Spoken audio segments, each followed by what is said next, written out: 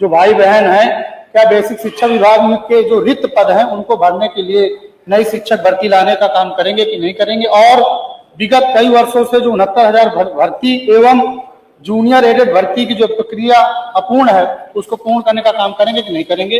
और जो दूसरा पूरक मानव आपके माध्यम से कि क्या सरकार जिन विद्यालयों को मर्ज और बंद कर रही है, ऐसे विद्यालयों को मर्ज और बंद करने की स्थिति में या न करके उन विद्यालयों को प्राइवेट स्कूलों की भांति आधुनिकीकरण करके उन पर क्या क्लासेस शुरू करने का काम करेंगी। और आखिरी मानव आपके माध्यम से है कि सर जो समान अनुपात शिक्षक और छात्रों को जो अनुपात होता है उसमें ये दूसरा ही है ना, आखिरी जो है सर, ये तीसरा सर जो अनुपात समानुपात की बात होती है शिक्षकों और बच्चों की, उसमें सर शिक्षा मित्र और अनुदेशक महत्वपूर्ण रोल अदा करते हैं।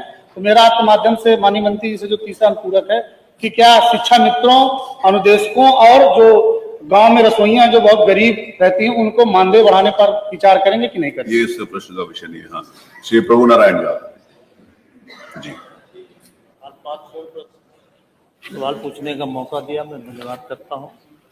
मान्यवर, ये प्रश्न करोड़ों बच्चों के भविष्य एवं बेरोजगारों से जुड़ा है। शिक्षक सिर्फ पढ़ाने का ही काम नहीं करता बल्कि राष्ट्र निर्माता है।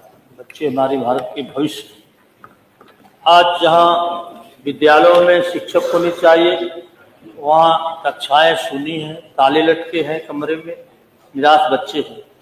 माननीय मंत्री जी ने जो जवाब दिया है कि प्राथमिक शिक्षा में कुल स्वीकृत पद 4,17,886 और रिक्त पद 78,936, वहीं उच्च प्राथमिक में 1,62,198 और रिक्त पद 41,338, कुल मिला के 1,20,000 से भी ज्यादा पद रिक्त है।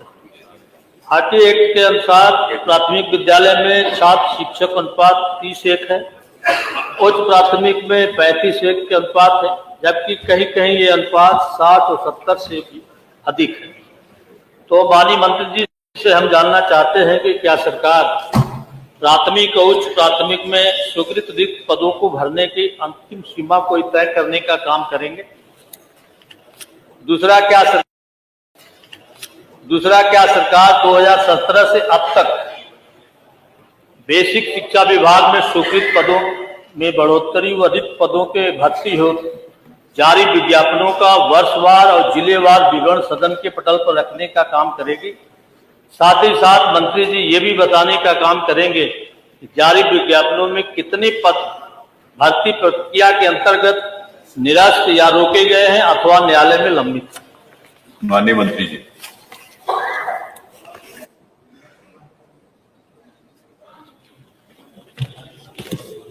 माननीय अध्यक्ष जी, माननीय सदस्य ने शिक्षा से जुड़े हुए, बेसिक शिक्षा से जुड़े हुए कई महत्वपूर्ण प्रश्न पूछे हैं। मैं आपके माध्यम से सदन को अवगत कराना चाहता हूं। शिक्षकों की और छात्रों की संख्या को लेकर के माननीय सदस्य ने जानकारी करना चाहिए। वर्तमान में जिस तरह से मैंने अपने उत्तर में भी स्पष्ट किया है, जो सदन में रखा गया है कि प्राथमिक विद्यालयों में 1,93,389 बच्चे एनरोल्ड हैं और उनके सापेक्ष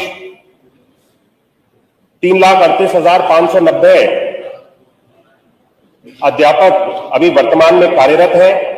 इसी के साथ साथ मैंने उत्तर में ये लिखा कि 1,43,450 शिक्षा मित्र भी इन्हीं विद्यालयों में पठन पाठन का कार्य करा रहे हैं। और जो मानक बनाया गया है उच्च प्राथमिक और प्राथमिक का, 30 बच्चों पे एक शिक्षक होने का और उच्च प्राथमिक में 35 बच्चों पे एक शिक्षक होने का,